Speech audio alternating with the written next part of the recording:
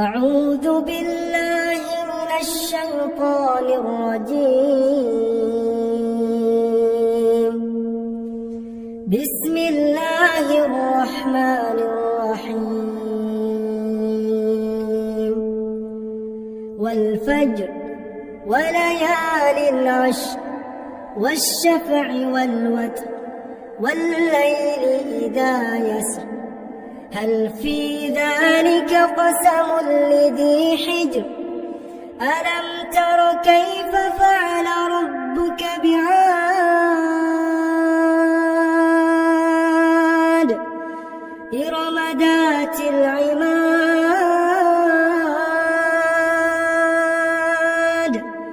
التي لم يخلق مثلها في البلاد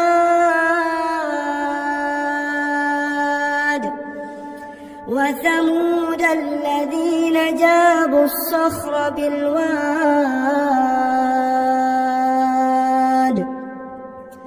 وفرعون ذي الأوتاد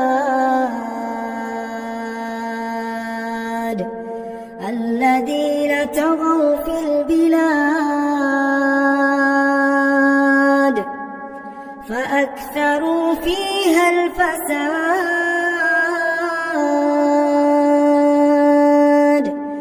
فصب عليهم ربك سوط عذاب إن ربك لبالمرصاد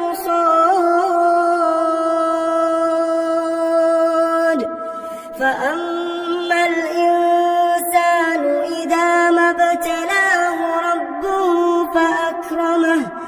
فأكرمه ونعمه فيقول ربي أكرمن وأما إذا ما ابتلاه فقدر عليه رزقه فيقول ربي أهانن كلا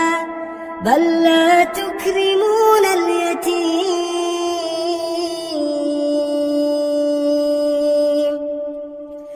ولا تحاضون على طعام المسكين وتأكلون التراث أكلا لما وتحبون المال حبا جما كلا إذا دكت الأرض دكا دكا وجاء ربك والملك صفا صفا وجيء يومئذ بجهنم يومئذ يتذكر الإنسان وأنى له الذكرى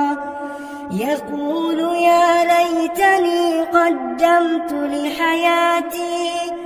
فيومئذ لا يعذب عذابه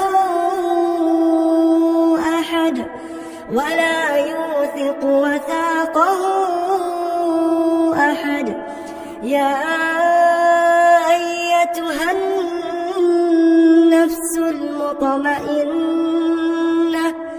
ارجعي إلى ربك راضية مرضية فادخلي في عبادي وادخلي جنتي.